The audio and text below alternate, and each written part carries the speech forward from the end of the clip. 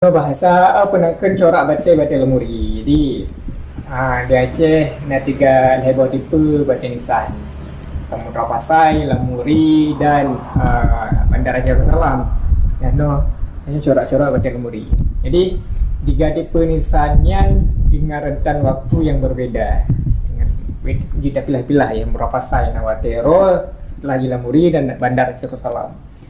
Dan kan tentu baik batik Maulana Qadhi Cadrul Islam ditemukan di Bandar Lamuri di Lamreh di 2012, 2013, 14 telah dilakukan penelitian yang penangkan yang bergabung pada masanya dengan peneliti dari Malaysia. Dan ornamen dari batuan Lamuri juga khas. Dia memiliki karakter ornamen tersendiri ataupun budaya tersendiri. Begitu juga dengan bentuk batu yang di Samudra Pasai. Dan ini batu corak Bandar Aceh Darussalam. Dia ada tiga tipe. Contohnya kebudayaan itu tergantung masing-masing bandar, tergantung masing-masing kerajaannya. Dan corak batu Bandar Aceh Darussalam, demikianlah bentuk batunya. Ini pada kisaran waktu pada saat abad sekitaran 16 ataupun 1500 sekian corak batunya gitu. Nah, yang uniknya batu Bandar Aceh Darussalam itu kita bisa memilahkan dari abad ke abad, itu bisa memilahkan dari penanda batu secara umum. Nah, dan kita bisa membedakan antara laki-laki dan perempuan. Kita bisa membedakan antara batu ulama, kesultanan dan qazi ataupun wazir, pun orang-orang ulama lah yang paling umumnya bisa kita bedakan dengan batu seorang kementerian ataupun dengan batu seorang sultan. Nah, batu yang demikian adalah batu seorang buat nazir majeliskan. Nazir itu adalah seorang saksi yang pada saat kapal pelayaran melewati laut Aceh akan membayar upeti terhadap Kesultanan Aceh. Beliau adalah saksi pada saat orang pelayaran kapal Dermak membayar pajak terhadap Kesultanan Aceh. Nama beliau adalah Nazir Majelis Khan. Ini batu kenapa di sini? Karena batu yang tergusur di Kampung Pango, karena terbengkalai kita bawa pulangkan ke sini dari izinnya perangkat kampung itu. Ini juga pasangan dari Pango dan itu adalah artileri. Jadi artileri Aceh itu sangat banyak sebenarnya, baik meriam dan senjata lainnya. Meriam karena ini kan perkakas perang maritim, baik dalam kapal dan di benteng. Mungkin ini yang digunakan pada saat maritim ya, di kapal. Kalau masalah ditanyakan ke mana meriam tersebut, wallahu alam. Intinya tidak ada lagi di Aceh dan tidak ditemukan pun di Belanda. Jadi telah diluburkan. Dan mushaf Al-Quran di tengah ini adalah mushaf Baitur Rahman. Jadi disimpan sekarang di Leiden pada saat perperangan pembakaran di benteng Baitur Rahman. Mushaf ini ditemukan dalam pelukan Imam Masjid Baitur Rahman yang berlumuran darah dan diambil dan disimpan sekarang di Leiden, Propen. Dan ini salah satu batu badan milik perempuan yang di komplek Baitur Rijal. Dan ini batu surah Al-Fatih yang terpahat di batu badan milik seorang perempuan di komplek Baitur Rijal Bintang 12. Dan ini adalah seorang batu Sultan Mansur sekarang di Bapteris. Itu adalah seorang batu ulama yang sekarang di Pango. Ini adalah mata numismatik, itu bahasa ilmiahnya, ataupun mata uang. Mata uang Aceh ada tiga tipe, dia perak ataupun kupang dan dirham. dirham itu otomatis dari emas dan kupang dari perak dan itu dari bahan timah. Bisa jadi dari timah hitam dan jenis timah lainnya. Dan ada juga penemuan dirham Al-Ma'mun dan dirham Utsmaniyah Mughal dan koin Bizantin dan koin Spanyol itu menandakan barter ataupun perdagangan yang dilakukan di Kesultanan Aceh pada masa dulu. Karena sistem mata uang kan berlaku untuk seluruh dunia, mata uang kita berlaku di sana, itu juga demikiannya. Ini di sini kita bisa membedakan perbedaan batu dan makna batu dan apalagi di segi ornamennya, segi kaligrafinya. Di sini kita bisa lihat adalah corak batu Samudra Pasai. Samudra Pasai adalah corak batu kesultanan yang terawal yang kita temukan. Corak batunya demikian dan mereka punya khas tersendiri. Terus ke Lamuri bisa dikatakan demikian, ataupun yang seperti yang digambar itu kebanyakan Lamuri semua yang di samping ini Lamuri semua. Karena kalau Lamuri itu karakter juga kebudayaan. Yang terakhir adalah Kesultanan Bandar Aceh Darussalam. Bandar Aceh Darussalam itu seperti yang saya jelaskan tadi, itu bisa dibedakan antara perempuan dengan lelaki dan batu sultan, batu ulama, corak batu ulama yang supaya secara umum yang kita temukan batu ulama Bandar Aceh Darussalam adalah yang seperti batu bulat ini. Itu corak batu ulama yang secara umum. Karena kenapa? Kebanyakan batu yang kami temukan yang demikian banyak memahatkan ataupun menandakan seorang batu ulama, ataupun sama seperti yang batu yang di Tuan Kudenjung di Penggahan.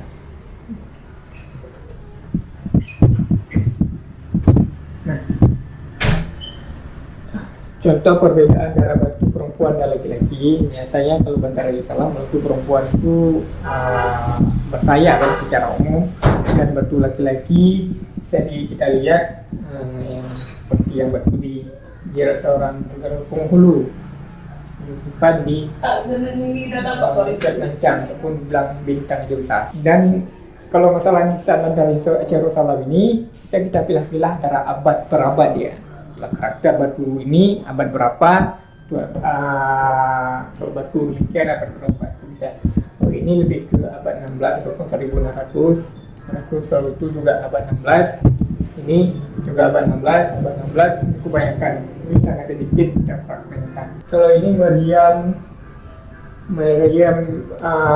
VOC yang menjadi tawanan Sultan Iskandar Muda, Sri Perkasa Alam, sekarang disimpan di Benteng Fort Cornwallis di Pulau Pinang.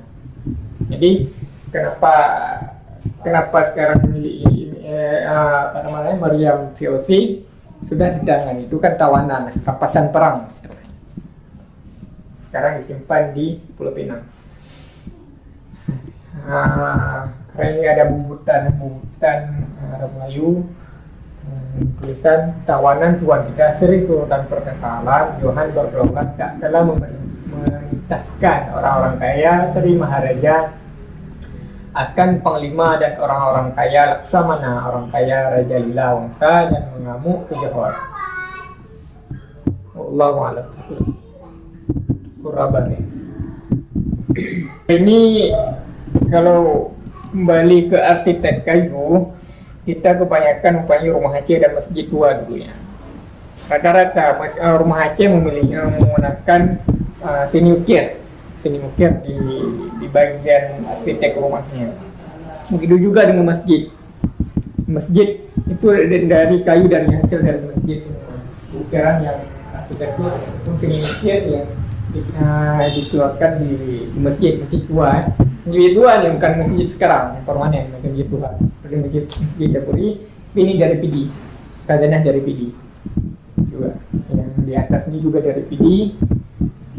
Dan ini kaligrafi saya untuk hiasan, dan ini tameng mempersai. Nah, kenapa perisai ini kecil? Biasanya digunakan dalam silatan, ada juga disebutkan yang kecil ini biasanya digunakan untuk untuk di melindung badan biasanya. Kalau yang besar untuk pegang. Karena dalam catatan Belanda disebutkan, biarpun orang Aceh sudah tangannya tidak ada lagi, udah hilang, udah putus, mereka tetap melawan tuh sampai pendarahan terakhir, sampai hilangnya nyawa, perlindungan badan. Kalau Jo ini ditemukan di Kampung Jago, Tapanuli Tengah, Kecamatan Berdiri, Tapanuli Tengah. Dari hasil situs cagar budaya ini. Ini ruangan ini adalah galeri milik Pedir Museum. Sebenarnya sama kita mau pisah dan Pedir Museum satu atap. Museum juga, Pedir Museum juga orang mau pisah juga orang Pedir Museum. Ini adalah koleksi-koleksi khazanah Aceh di sini. Jadi semua dari bagian keilmuan, artileri, perkakas perang pun semuanya khazanah warisan itu ada tersimpan di sini. Nah, ini contoh mushaf Al-Quran, tulis tangan, ditemukan di sini.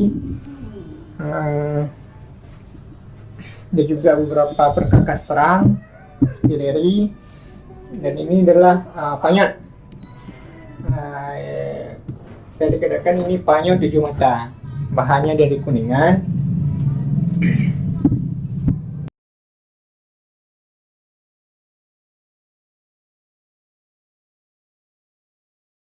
Ini sebenarnya asli, tapi ini replika. Senjata VOC dipegang. Yang asli kemudian dari atas milik Melayu ataupun Aceh, orang Melayu.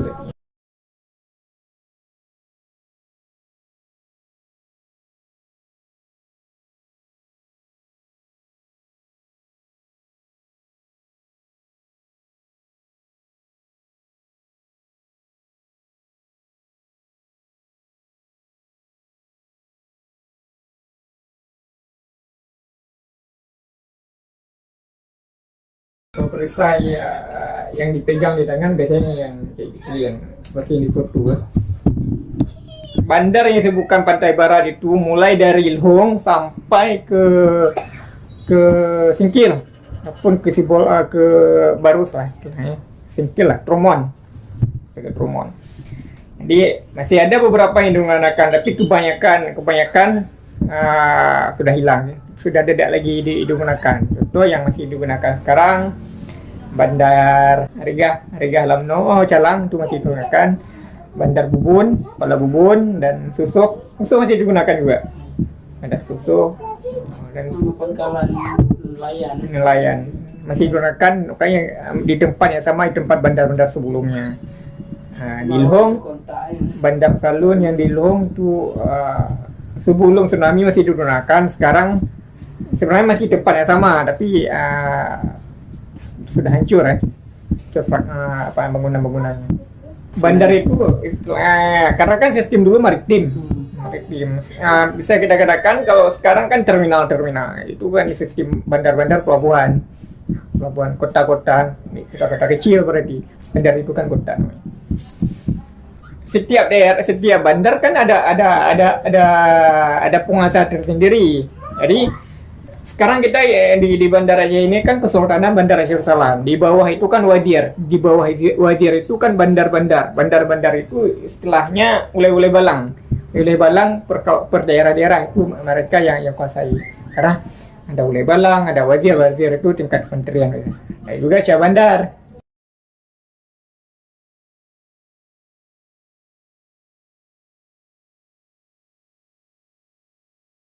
Bismillahirrahmanirrahim. Jadi di rumah ini, di sekretariat ini ada 2 lembaga di sini. Ada lembaga Mapesa, Masyarakat Peduli Sejarah Aceh. Kemudian juga ada sekretariat cabang Pedir Museum. Nah, di ruangan ini adalah sebagian dari koleksi Pedir Museum yang berdiri sejak tahun 2014. Sampai dengan saat ini Pedir Museum sudah mempunyai lebih kurang 5.800 koleksi. Dan yang ada di ruangan ini hari ini hanya 30% koleksi yang mewakili koleksi yang ada di Pedir Museum yang ada di Lemputu, Pidijaya. Nah, di sini misalnya kita lihat di sini ada beberapa koleksi yang kita pajang, yang merupakan artefak ataupun bukti peninggalan masa lalu yang masyarakat Aceh, baik itu berupa khazanah intelektual berupa manuskrip, kemudian juga ada senjata, mata uang, kain dan tekstil, keramik, dan artefak sejarah Aceh lainnya. Nah, di sini misalnya ini ada tombak-tombak yang digunakan dalam perang Aceh dengan Belanda. Ini usianya sudah lebih 100 tahun. Di sini juga ada mushaf Al-Quran tulis tangan. Ada 2 buah Al-Quran tulis tangan. Ini yang berasal dari abad ke-19 di tahun 1800-an. Jadi ditulis oleh orang Aceh, dan di sini kita lihat ini dihiasi ataupun mempunyai iluminasi khas Aceh. Ini salah satu juga koleksi yang berkaitan dengan perang Aceh, baju yang pernah digunakan oleh pejuang Aceh yang dulu. Nah, di sini ada banyak barang-barang khususnya barang-barang etnografi. Ada banyak 7 mata, kemudian juga ada sudahan, tempat untuk meludah orang-orang makan sirih dulu. Mereka mengunyah sirih dan kemudian membuangnya dalam sudahan. Ada kadak terbagak untuk tempat masak, ada mundam, tempat yang digunakan untuk mencuci tangan dalam upacara adat perkawinan. Kemudian juga ada manuskrip di sini. Ini kumpulan manuskrip peninggalan Syekh Yusuf bin Ismail Al-Fidiri. Kemudian juga ada terjemahan Al-Mustafid. Ini tafsir Al-Quran tulis tangan, karangan karya dari Syekh Abdul Rauf atau yang dikenal dengan Syekh Kuala. Ini juga ada manuskrip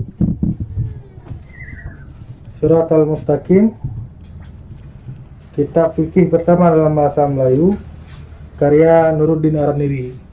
Yang kedua nama ulama ini telah diabadikan sebagai nama perguruan tinggi di Aceh, yaitu UIN Araniri dan USK, Universitas Syekh Kuala. Dan juga ada koleksi senjata lainnya seperti pedang-pedang, ada pedang Tupanjungki, piring unjuk, ada senapan. Sini juga ada rincung-rincung. Ini ada beberapa jenis rincung, ada rincung juge, kemudian rincung pucuk, dan rincung kodoi. Di sini juga ada kayu. Ini adalah bagian dari mimbar masjid tua yang ada di Blue Arab di PD. Tahun 1997 terjadi pembongkaran dan kayu-kayunya dijual ke Medan. Kemudian 2020 tahun kemarin kita kembalikan kayu-kayu ke Aceh dan menjadi koleksi kita. Di sini juga ada pajangan beberapa jenis senjata Aceh. Ada beberapa yang sudah kita rangkai di sini. Ada perisai, kemudian sikin panjang, ketumpan nyungki, tapak kuda pasangan, parang Aceh, lading, dan seterusnya. Ada juga 2 perisai lainnya yang kita pajang. Kemudian di lemari ini berisi naskah-naskah manuskrip karya khazanah intelektual ilmu pengetahuan yang berisi dari berbagai disiplin keilmuan. Ada kitab fikih, tauhid, tasawuf, hadis, kemudian ilmu tata bahasa Arab, nahwu, saraf. Juga ada karya-karya sastra berupa hikayat dan syair-syair.